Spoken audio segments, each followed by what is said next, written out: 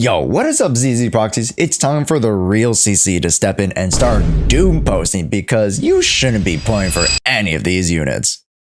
Psst, did you make it past this point? Let's actually start talking about the upcoming value of the ZZZ 1.7 characters, because the new and old units are not one size fit all like I'd previously thought. Let's go down the list to see which one of them is worth your buck. Hello, ZZZ Proxies, it's your boy Josh, and welcome to the 1.7 Should You Pull video. Yatta. So funny enough, let's start with the purple Lolita. Vivian comes to us as an Ether Anomaly unit, and I'm not going to give you all the general breakdown. Let's go over some cold, hard facts. Fact number one is that she is an evolved version of Bernice. Yes, she not only has Bernice's afterburn effect in the form of Vivian's Blessing.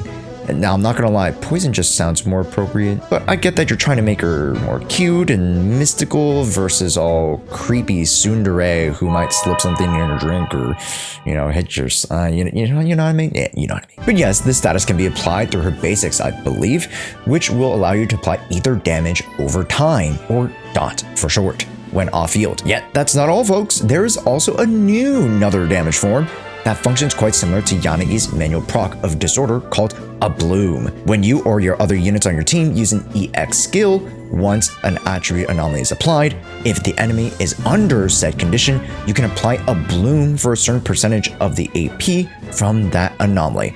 Now, I know that's a bit confusing, and to be frank, I haven't really done the calcs myself. I don't know what's good damage or not, and I don't even know how much AP Vivian realistically can achieve. So we'll circle back with y'all on that once we get hands on her for the early access guide next week. But I digress, here's her grade and the pros of Vivian.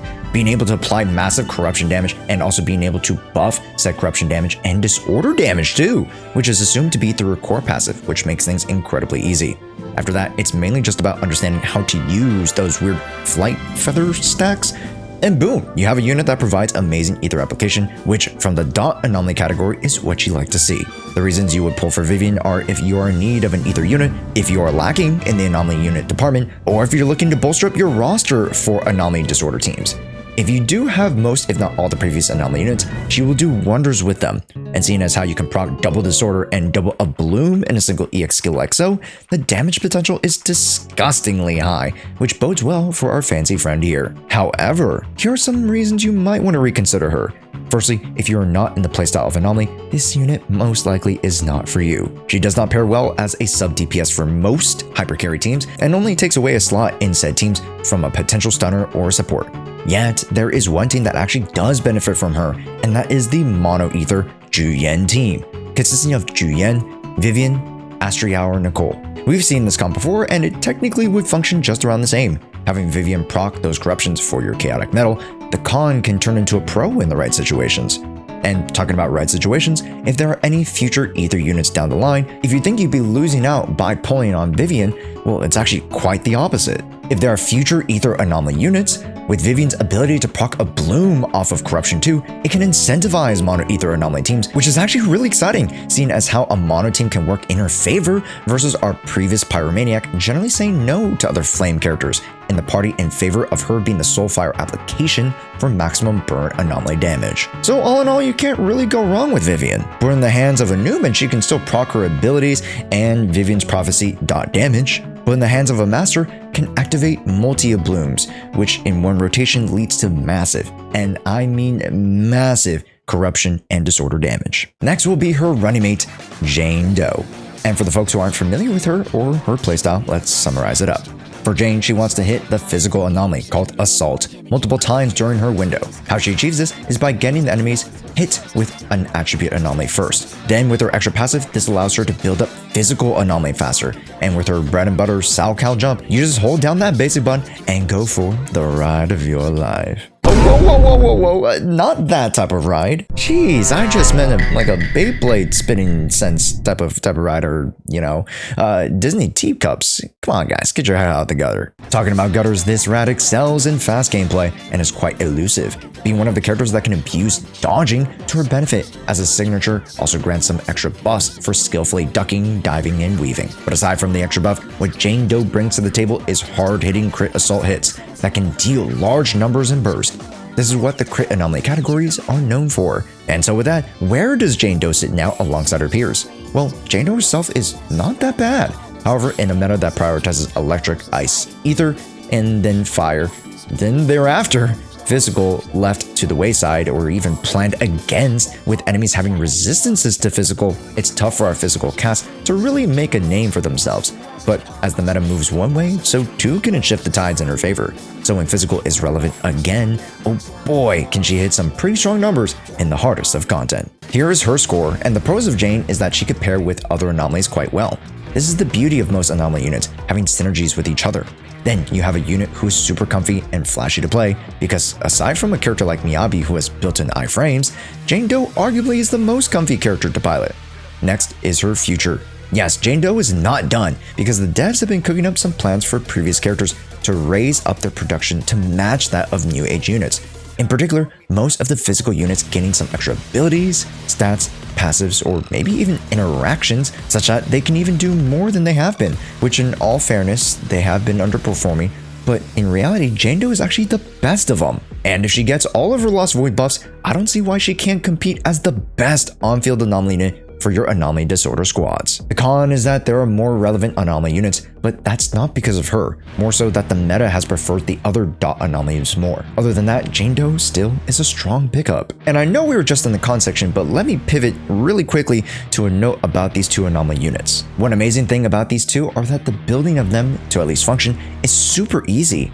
Anomaly units having some of the best weapons or W engine selections in the game with very simple requirements like building just attack or AP, which for those who've painstakingly been trying to max Jane out, you know how hard it can get if you're trying to aim for mid-maxing, but their performance at their floor is amazing, and their ceilings can be high if you invest right. And before we get to our third character, Mr. Vampire with the Snatch Waist, have you guys hit that subscribe button? It takes 1 second to scroll down. Our goal is to hit 25k subscribers by the end of this month. A lofty goal, I'm sure, but not impossible with your guys' help. So make sure to join in the conversations and community by tapping subscribe below. Now, back to the video. Then we head over to Huge Vlad, my boy. Well, actually, we've been having a fallout recently. Hugo is actually not the unit I thought he was going to be. Let's first talk about who he is now. First, Hugo is an ice attacker. Big whoop, since we've already had 2 premium ice attackers. I understand wanting him to synergize with Lycon, but man, I high-key wanted him to be a physical attacker. With our Vagrant Vampire, he seems to have his mechanics based around stuns, and actually ending stuns early? By doing so, he can apply his ability and attack called Totalize. This will take into consideration the stun that you have left to deal more damage, kind of like condensing the whole stun duration into one big burst attack, which is super neat. Then with the ability, you can actually recycle some of the stun back into the next rotation, which is actually super neat. This will allow you to continually stagger enemies with single or double stun comps and just keep bursting away, or at least that's the idea. Currently, official information is not fully out as of this recording, but what I can tell from the special program is that he will be a strong candidate for conventional hypercarry teams, as he has ways to build up stacks to strong attacks. However, the one thing I question is his out of stun potential. Pairing him with just trigger might not be the best move. If anything, I'd like him to have lighter trigger be a 1-2 stun combo, and with Huge Vladimir being able to take those stun windows, converting them into micro nukes, his gameplay seems to be niche, but something to spice up the mundanity of the attacker class. The pros to Lycon's friends, to lovers, to enemies, and back to lovers is that he is an ice attacker, and if you are under a rock during Miyabi's tenure and did not pick up Ellen Joe, I suggest you look to Hugo as a great candidate to carry your team's damage. However, with him, I have to unfortunately admit that there are more cons than pros. The first con is such that if you do have Ellen Joe or Miyabi, his presence becomes very redundant. There's just no way around that. With there now being 3 premium ice attacker units with only 1 year under our belts too, it's just quite the congested archetype. And not only that, he does require stun characters to pull this playstyle off. So if you haven't been the biggest investor into the stun meta, you might find yourself struggling to get the best out of this Mockingbird. And to top it all off, as an attacker, you can expect his investment level to be high. If we're not going to run supports to crutch the lack of stats, we're going to need great crit rate values to make sure he crits during the burst, great attack stats to scale off of, crit damage for multiplicative damage, and other stats like pen and such. man, boy, Hugo is such a diva for wanting so much investment into himself alone. But if you're ready for the commitment, I ask you to still tread lightly, as in my opinion, he still turns out to be one of the least valued characters out of the bunch. And talking about said bunch, let's just quickly mention our last character, voiced by none other than my Pookie Bear, Alex Lee. V8 to the greatest aura farmer of all time, Sung Drip Woo. It's Lighter, and Lighter turns out to be probably the best in-slot stun support for Mr. Vlad. Go figure. One of Lighter's shining points, which didn't make sense to me at first, was that his additional core, he can buff fire and ice damage up to 75% at M0, which is nuts, by the way. As a stunner, we haven't seen someone like him since, and I think that even without Hugo Vlad as a promoter of Lighter's amazing abs, services, his services as a stunner. It's clear that Lighter turns out to be the best support for the best attackers in the game. Evelyn, Ellen Joe, even Miyabi can utilize him to some extent. Folks like Soldier 11, and yes, don't think I forgot about you, DPS Ben.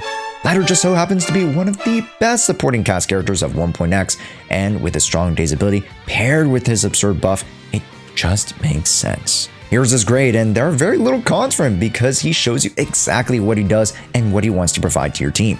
And he's incredibly easy to play, with just understanding how to utilize his morale, but TBF, it's free low. Just defensive assist with him and start mudaing all over the opposition. Lighter has strong future potential and has a strong starting position in some of the strongest teams in the meta. So, go Lighter. And that'll wrap up our overview of the 4 limited units of ZZ version 1.7. Did we miss anything? Let me know in the comments if I did. And we'll pick back on the Vivian discussion heading into the CE servers next week. So if you want the best content and having it early to help you prepare for Vivian, I suggest hitting that subscribe button so you know exactly when that video comes out. With that, I've barely got any sleep, so I'll be signing off for now, but make sure to click on this next video because YouTube thinks you'll like it. My name is Josh, and we'll see you there.